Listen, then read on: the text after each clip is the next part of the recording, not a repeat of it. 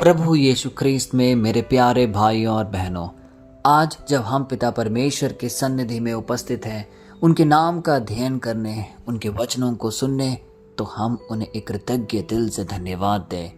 क्योंकि आज यदि हम अपनी आंखें खोले एक नई सुबह को देख रहे हैं, तो ये सिर्फ और सिर्फ उसकी कृपा और अनुकंपा है हम सबके जीवन में।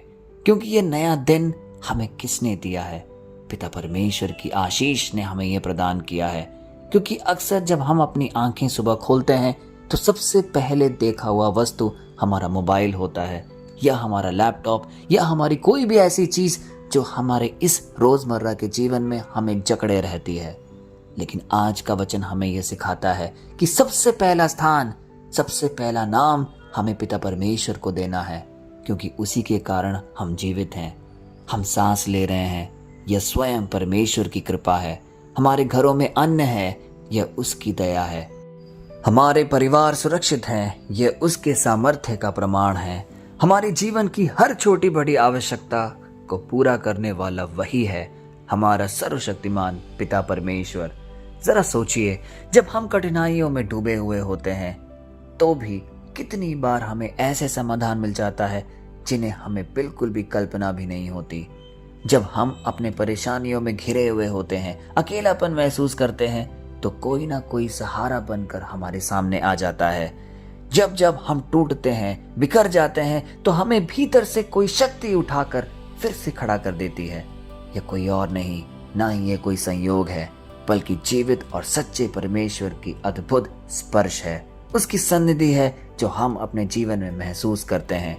भजन संहिता अध्याय 5 पद संख्या 11 से 12 हमें यह बताता है, परंतु जितने तेरी शरण लेते हैं वे सब आनंदित हो, वे सर्वदा जय जयकार करे और तू उनकी रक्षा कर। और जो तेरा नाम प्रेम में करते हैं वे तुझ में मगन हो, क्योंकि तू है यहोवा। धर्मी को आशीष देगा, तू उसे अनुग्रह से ऐसे ढांप लेगा जैसे ढाल से।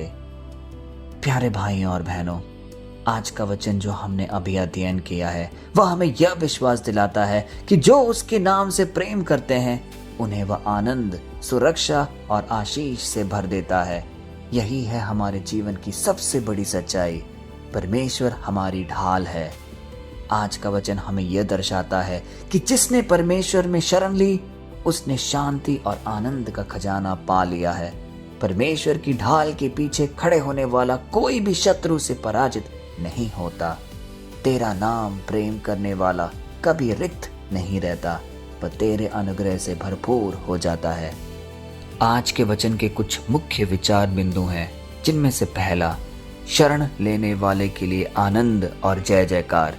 जब वचन यह हमें सिखाता है जितने तेरी शरण लेते हैं वे सब आनंदित हो, वे सर्वदा जय जयकार करे। शरण लेने केवल शब्द नहीं, यह पूर्ण आत्मसमर्पण है। क्योंकि वह एक ऐसा पल होता है जब हम अपने आप को दीन और हीन महसूस करते हैं, इसलिए हम किसी की शरण में जाते हैं। जब हम अपनी योजनाएं, अपनी समझ और अपनी शक्ति छोड़कर परमेश्वर के सामर्थ्य पर भरोसा करते हैं, तो उसका परिणाम है गहरा आनंद, गहरी शांति। इस संसार में दुख अनिवार्य है, परंतु परमेश्वर की शरण में हमें ऐसी शांति और हर्ष मिलता है जो परिस्थितियों पर निर्भर नहीं करता। प्यारे भाइयों और बहनों, जितनी भी परिस्थितियां हमारे अगल बगल बदलती चली जाएं, पर शरण देने वाला परमेश्वर कभी नहीं बदलेगा। वह हमेशा अडिग रहेगा, सुदृढ़ रहेगा। हमारे परमेश्वर की रक्षा और उसकी उपस्थिति। जब वचन कहता है और तू उनकी रक्षा कर, जीवन में संघर्ष, रोग, समस्याएं और विरोधियों के आक्रमण आम है। ये निरंतर चलते ही रहेंगे, परंतु परमेश्वर की उपस्थिति हमें ढाल की तरह एक सुरक्षा कवच के अंदर महफूज रखेगा। यह केवल बाहरी सुरक्षा नहीं है, यह हमारी आत्मा की, हमारे मन की और हमारे विश्वास की एक सुरक्षा है। जब शत्रु हमारी आत्मा को तोड़ना चाहता है, जब शैतान हमारे जीवन से वो जीवनदायी बीज लेकर भाग जाना चाहता है, तब परमेश्वर हमें अपनी उपस्थिति से ढांप लेगा, हमें सुरक्षित रखेगा, हर उन बुरे चालों से हमें मुक्त कराएगा। क्योंकि परमेश्वर की उपस्थिति केवल सुरक्षा ही नहीं बल्कि आत्मा की शांति है। तीसरा अहम केंद्र बिंदु, धर्मी के लिए आशीष और अनुग्रह की ढाल।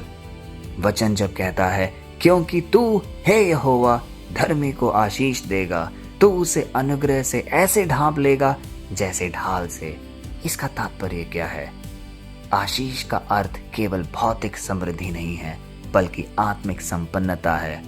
इसीलिए अनुग्रह वह है जो हम योग्य नहीं हैं, फिर भी परमेश्वर हमें देता है। यह अनुग्रह ही है जो हमें हर परिस्थिति में उठाता है, हमें गिरने से बचाता है, हमें शुद्ध करता है और आगे बढ़ने के लिए प्रेरित करता है। प्यारे भाइयों और बहनों, जहां मानव की शक्ति असफल होती है, वहां परमेश्वर का अनुग्रह विजय दिलाता है। आज का वचन का यही मर्म है। हम में से जितने भी लोग आज इस प्रार्थना सभा में जो उपस्थित हैं, यदि हम अंदर से टूटे हैं, बिखरे हुए हैं, अपने आप को अकेला महसूस कर रहे हैं, तो आज का वचन हमें ढारस देता है, हमारे हाथ पकड़कर हमें आगे बढ़ने की ओर प्रेरित करता है कि मैं तुम्हारे साथ हूँ, मैं तुम्हारा ढाल बनकर तुम्हें हर मुश्किलों से सुरक्षित रखूंगा, मैं तुम्हें एक नई राह दिखाऊंगा। यह वचन सीधे सीधे मसीह यीशु को इंगित करता है। यूहन्ना अध्याय 10 पद संख्या 28 में यीशु ने साफ साफ कहा है, मैं उन्हें अनंत जीवन देता हूं और वे कभी नाश न होंगे और कोई उन्हें मेरे हाथ से छीन न लेगा। यही सच्ची शरण है। एफिसियों अध्याय 6 पद संख्या 16 में कहा है कि विश्वास की ढाल में हम शत्रु से भी जलते हुए तीरों को बुझा सकते हैं। यीशु मसीह में केवल हमें पूर्ण शरण ही नहीं, बल्कि सुरक्षा, आनंद और अनुग्रह भी साथ साथ मिलता है। कितना आश्रय भरा है आज का वचन जो हमने अभी अध्ययन किया है। इस वचन की आड़ में हम सब अपने आप को एक प्रेरिताई कार्य की ओर आगे बढ़े। इस वचन को जब हम कहते हैं कि कई लोगों तक बांटना है, तो सोचिए प्यारे भाइयों और बहनों, इसी आश्रय को, इसी दृढ़ संकल्प को हम कई लोगों के जीवन में रोपित कर रहे हैं। उनके जीवन में हम एक आदर्श के रूप में इस बीज को बो रहे हैं और निश्चय ही इसका कई गुना फल हमारे जीवन में भी मिलेगा। हमारा जीवन भी रूपांतरित होगा, क्योंकि ये सारे कार्य पिता परमेश्वर को प्रिय होते हैं और हम अपने जीवन को पिता परमेश्वर के सम्मुख एक दंडवत रूप से उपस्थित कर रहे होते हैं। तो आइए इस छोटे से प्रार्थना में बढ़ने से पूर्व अपने मन और हृदय को टटोलें और उसे तैयार करें, और इस बात का हमें सदैव ज्ञात रहे कि जब भय सताए, याद रखें आप परमेश्वर की ढाल के पीछे हैं। जब जीवन में निराशा आए, उसकी शरण में जाकर आनंद को पकड़ें। जब शत्रु आक्रमण करे, जान लें अनुग्रह का आवरण आपको ढके हुए है, वह हमें हमेशा सुरक्षित रखेगा। आइए हम प्रार्थना करें। हे पिता परमेश्वर, तू कितना ही दयालु और अनुकंपा से भरा हुआ है, क्योंकि आज का वचन कितने सुंदर रूप से हमें एक आश्रय देता है, हमें ढारस प्रदान करता है कि तू एक मजबूत ढाल की तरह हमारे साथ निरंतर खड़ा हुआ है। यदि शैतान हमें छूने की कोशिश भी करे, तो उसके कोई चालों को सफल होने नहीं देता। यदि हम निराशा के गर्त में अपने आप को गिरा हुआ पाए, तो हमें उससे ऊपर उठाता है, हमारे जीवन में एक नया संचार, एक नई क्रांति प्रदान करता है। प्यारे पिता परमेश्वर, इन सारे अवसरों के लिए, इन सारे वरदानों के लिए हम आज तुझे अपने तहे दिल से धन्यवाद देते हैं। पिता परमेश्वर, इस प्रार्थना सभा में आज इसी वक्त कितने ही लोग उपस्थित हैं। हम सबके मन और हृदय को टटोल। ऐसी कई निवेदन हैं, कई प्रार्थनाएं हैं जो कई समय से पूरी नहीं हुई हैं। हो सकता है कुछ बीमारियां, हो सकता है एक नए जॉब की तलाश, हो सकता है कुछ ऐसे काम जो रुकावट के रूप में हमारे सामने आते रहते हैं। उन सबको देख और परख, और यदि आपकी इच्छा हो, आपकी पूर्ण सहमति हो, तो वो सब हमारे जीवन से दूर कर दे। हर वो रुकी हुई चीजें पूरी हो, हर वो मनोकामना जो अब तक पूर्ति नहीं हुई है, आपके स्पर्श से वो सब संभव हो। यह प्रार्थना हम करते हैं अपने सामर्थ्य और शक्तिशाली पिता परमेश्वर के नाम पर, आमीन। प्यारे भाइयों और बहनों, यदि आज हम अपना मन थका हुआ महसूस कर रहे हैं, यदि हम अपने को दीनहीन रूप में देख रहे हैं और हमें कुछ ऐसा लगता है कि कोई रास्ता सामने संभव नहीं, तो याद रखिए पिता परमेश्वर आपकी ढाल है, आपकी रक्षा है और आपका आनंद है। यह कोई और नहीं, आज का वचन हमें बताता है। आज का वचन हमें सुंदर रूप से हमें इस बात का बोध दिलाता है कि उसकी शरण में आए, उसके नाम में प्रेम करें और देखिए कैसे वह आपको आशीष और अनुग्रह से भर देगा। हम सबका जीवन रूपांतरित होगा उसके भरोसा में, उसके प्यार में। परमेश्वर की शरण में आनंद कभी समाप्त नहीं होता। ढाल केवल युद्ध के लिए ही नहीं, परमेश्वर की ढाल जीवन के हर क्षण में हमारे साथ रहता है।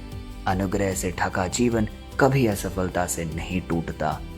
आइए इन आशीर्वादी वचनों को कई लोगों तक बांटे। जैसा कि हमने पहले भी कहा है, अब हमारा ये कर्तव्य बनता है और ये अनिवार्य है कि हम एक प्रेरिताई कार्य में आगे बढ़ते जाएं, क्योंकि जिन जिन व्यक्ति का जीवन हम इस वचन के द्वारा उनको स्पर्श करेंगे, हमारा जीवन भी पिता परमेश्वर हमें एक बहुत बड़े मात्रा में हमें वरदान प्रदान करेगा और हमारा जीवन भी एक सफलता की ओर आगे बढ़ेगा। आइए इस आश्रय को अपने जीवन में अनुभव करें और पिता परमेश्वर की सन्निधि में हमेशा बने रहें। हम कल फिर मिलते हैं। तब तक के लिए पिता परमेश्वर की असीम दया, कृपा और शांति में आप सबको समर्पित करते हैं। सर्वशक्तिमान पिता परमेश्वर के नाम पर, आमीन।